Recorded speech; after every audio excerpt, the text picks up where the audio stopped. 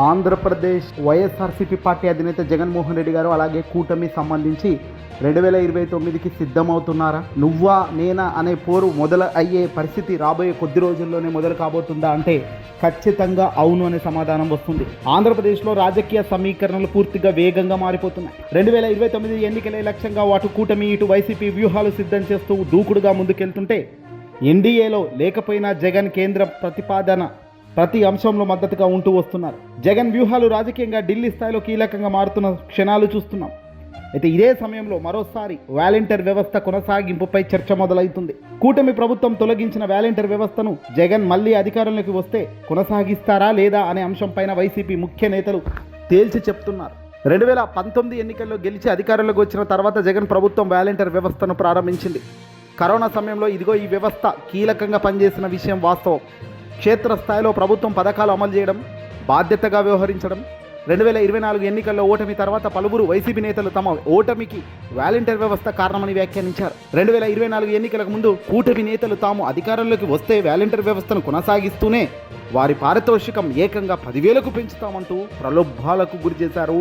హామీల వర్షం కురిపించారు ఈ వాలంటీర్ వ్యవస్థ పైన. చాలని జీతం 5,000 ఏం సరిపోతుంది, మేము వస్తే 10,000 ఇస్తామన్న కూటమి కనీసం ఊసు లేకుండా వాళ్ళను తీసి పక్కన పెట్టేయడం బాధాకరమైన విషయమే. సచివాలయ సిబ్బందితోనే సేవలు అందిస్తున్నారు. అయితే ఇప్పుడు మరోసారి వాలంటీర్ వ్యవస్థ పైన వైసీపీ ముఖ్య నేత చేసిన వ్యాఖ్యలు ఇప్పుడు ఇంట్రెస్టింగ్గా మారాయి. గత ఎన్నికల్లో వైసీపీ ఘోర ఓటమికి వాలంటీర్ వ్యవస్థే కారణమని మాజీ మంత్రి గుడివాడ అమర్నాథ్ వ్యాఖ్యానించారు. పరిపాలనలో ప్రజాప్రతినిధులకు నాయకులకు ఎటువంటి ప్రాధాన్యం లేకపోవడంతో ప్రజలకు దూరమై ఓటమి చవిచూశామని చెప్పారు. వాలంటీర్ వ్యవస్థ వల్ల ప్రజలకు మేలు జరిగి పార్టీకి నష్టం జరిగిందన్నారు. ఈ సమస్యను అధినేత జగన్ గుర్తించారని మరోసారి ఇటువంటి పొరపాటు జరగకుండా చూసుకుంటామన్నారు. దీంతో కూటమి తరహాలోనే జగన్ వాలంటీర్ వ్యవస్థను తప్పిస్తారా లేక తాను అధికారంలో ఉన్న సమయంలో అమలు చేసిన విధంగానే వీరికి కొనసాగిస్తారా అనేది ఇప్పుడు చర్చగా మారింది. ఇక్కడ మరొక విషయం, వాలంటీర్ వ్యవస్థను ఇక్కడ రద్దు చేసి వైఎస్ఆర్సీపీ పార్టీకి సంబంధించిన కార్యకర్తలకే ఈ పనిని అప్పజెప్తారా? ప్రతి ఇల్లు మీకే సొంతం అనేటట్టుగా ఒక్కొక్క కార్యకర్తను గుర్తించి ఐడి కార్డులు ఇప్పుడు ఇస్తున్నారు. ఈ ఇచ్చిన ఐడి కార్డు రేపొద్దున ఈ ప్రతి కార్యకర్తకు ఒక 50 ఇళ్ళ చొప్పున ఇచ్చి ప్రతి కార్యకర్త ఆ 50 ఇళ్లకు అనుసంధానంగా వీళ్ళను మార్క్ చేసుకుంటారా? వాలంటీర్ వ్యవస్థ అంటే ప్రభుత్వానికి ప్రజలకు మధ్య ఒక మరో కొత్త వ్యవస్థ లాగా అది తయారైంది. అలా కాకుండా ఇప్పుడు సొంత కార్యకర్తలకే పెద్దపీట వేసినట్టు ఉంటుంది. అలాగే సొంత కార్యకర్తలే పని చేసినట్టుగా ఉంటుంది. తద్వారా బాండ్ కూడా బలంగా ఉంటుంది. కార్యకర్తలకు 50 ఇళ్ళు అంటే అనే కాన్సెప్ట్లో పోయే పరిస్థితి ఉంటుందా అంటే చెప్పలేం. ఏదైనా కొత్త వ్యూహాలతో కొత్త స్ట్రాటజీస్తో జగన్మోహన్ రెడ్డి గారు వైఎస్ఆర్సీపీ 2029కి సిద్ధమవుతుంది. అది వాస్తవం. వాలంటీర్ వ్యవస్థ నిజానికి జగన్కు ప్లస్ చేసిందా? చేయాల్సిన సమయంలో ఘోరంగా ప్లస్ చేసింది. అది కరోనా టైంలో కష్టకాలంలో ఖచ్చితంగా వాలంటీర్ వ్యవస్థ ఆదుకుంది ప్రజలను. కానీ ప్రజలు దాన్ని గుర్తించడంలో మాత్రం ఫెయిల్ అయ్యారు. ఎందుకంటే ప్రభుత్వానికి సంబంధించిన వాలంటీర్ అంటే అది ప్రభుత్వానికి సంబంధించింది కాదు, అది ఒక సేవ లాంటిది. కాబట్టి ఇక్కడ పేరు రాకుండా చేసిన మంచంతా ఆవిరైపోయింది అనడం నిజంగా.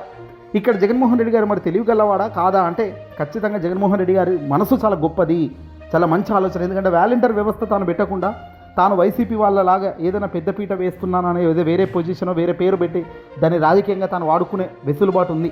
కానీ ఆ పని చేయలేదు. ఆ వెసులుబాటు ఉన్నప్పటికీ తాను వాలంటీర్ లాగానే ఒక సేవ చేసే మనిషిలాగా ప్రభుత్వానికి ఆ కష్టాల్లో ఉన్న అవతాతలకు మధ్యలో ఉన్న ఒక సేవకుడిలాగే తనను పెట్టుకొని ముందుకు పోయారు.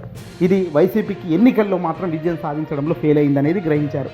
ఏదేమైనప్పటికీ కూడా కార్యకర్తలకైతే పెద్దపీట వేస్తాను, కార్యకర్తలు ఇక చూడండి ఎట్లుంటుందో మీకు 2.0 అని అంటున్నారంటే దాంట్లో భాగంగా కార్యకర్తలకు అండగా, కార్యకర్తలకు భరోసాగా, కార్యకర్తలకు ఊహించని స్థాయిలో జగన్ మద్దతు రాబోయే కాలంలో ఉంటుందనడంలో సందేహమే లేదు. ఏదేమైనప్పటికీ కూడా మార్పులు మంచివే. పార్టీ ఉండాలి. మొదట ఏదైనా మంచి చేయాలంటే ముందుగా పార్టీ ఉండాలి. ఆ పార్టీ లేనప్పుడు మంచి ఏం చేయలేం కదా. ఈరోజు అధికారంలో కూటమి ఉంది, పార్టీ అధికారంలో వైసీపీ లేనప్పుడు ఎంత మంచి మాట్లాడుకున్నా వేస్ట్ అవుతుంది కదా అధికారం పోయినప్పుడు. అది ప్రాబ్లం. ఏదేమైనా ఈ వీడియోని అసలు ఎక్కువ షేర్ చేయండి.